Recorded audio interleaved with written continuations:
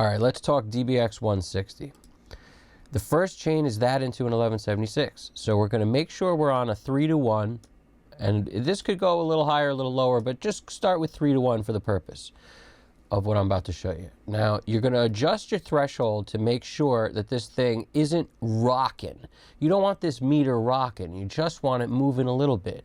Control is the name of the game for audio. If you can't control the signal, then it's controlling you.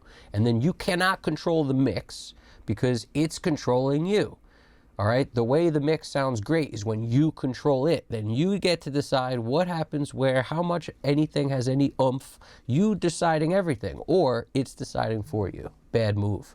So what do we got? DBX 3-to-1. You're going to control this as just makeup gain, basically, once you've set this to the right level. Now, this is basically set to auto. But if you had the 165 DBX, set that to the auto release too.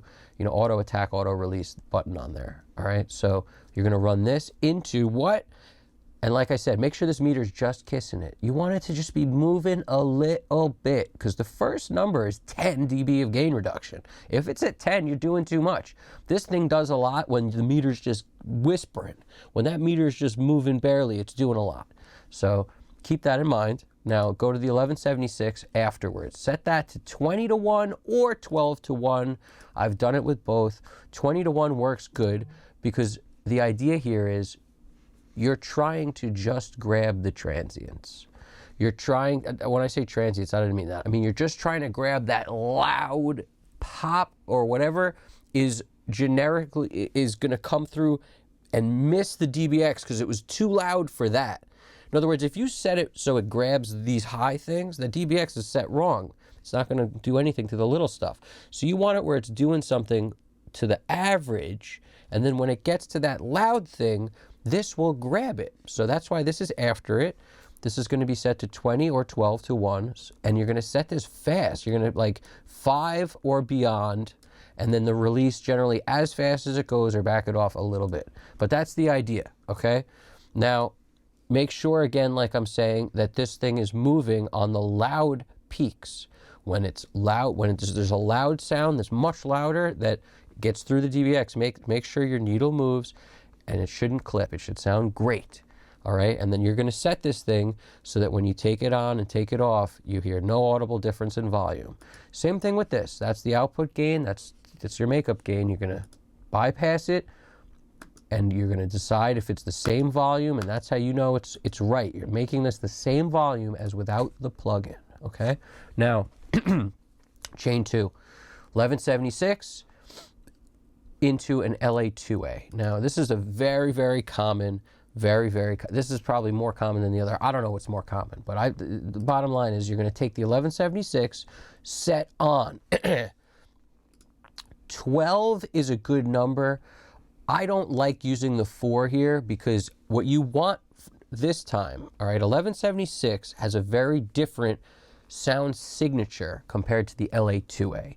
The LA2A is a slower releasing compressor, and it clamps down very hard in the front. So if you just had the LA2A on and you had it set where it was right, it would be clamping down too hard most of the time, and it wouldn't be releasing fast enough for you to actually hear the nuances in the vocal and really make it sound great. It would be too slow on the release, too fast on the attack. So the idea here is we set our 1176, which is the most fast, probably most transparent compressor there is. You know, very transparent, you know, it's just extremely transparent. So you're going to go to 12, you're going to set it fast, and you're going to set this relatively fast, okay? And this will grab those loud sounds, but it's not going to do much for the stuff in the middle. What you want to do is watch your meter and make sure it's grabbing those big peaks anytime it gets super loud, and the rest of the time it should hardly be moving at all. Now, if you have achieved that on 12-to-1 or 20-to-1, but stick with 12 to start, and you go to the LA2A, now what you're going to do is set your peak reduction so that this meter right here is moving a little bit most of the time. Now, set your output. This is just makeup gain. The way this plugin is used is just like every emulation of this, you're always going to set the gain to be how loud you want this thing to be.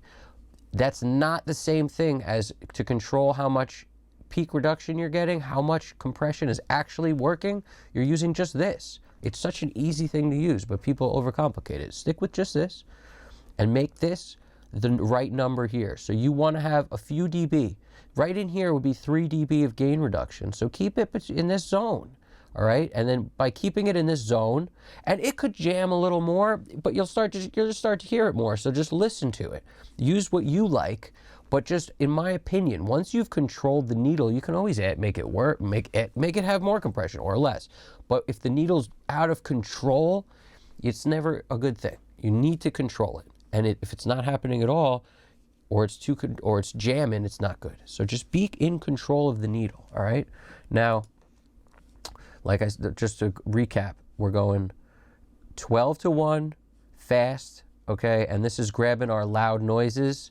And then this is just adding a like longer lasting, wider, compressed signature. It's just gonna make it sound thick and great. This has a thickness to it that's beautiful because the release is actually, it slows down as it gets to 0, so it kind of gives you a thicker sound as it gets quieter. Whereas the 1176 is the opposite. So just keep this stuff in mind. You guys got this. Piece of cake. If you found this video useful, please hit the like and subscribe button. There'll be tons more coming. And if you have any other ideas and ways that you like to use combinations of compressors, throw it in the comments. I'd love to talk about it. This is Evan Jaffe, Custom Cut Studios. You guys got this. Take it easy.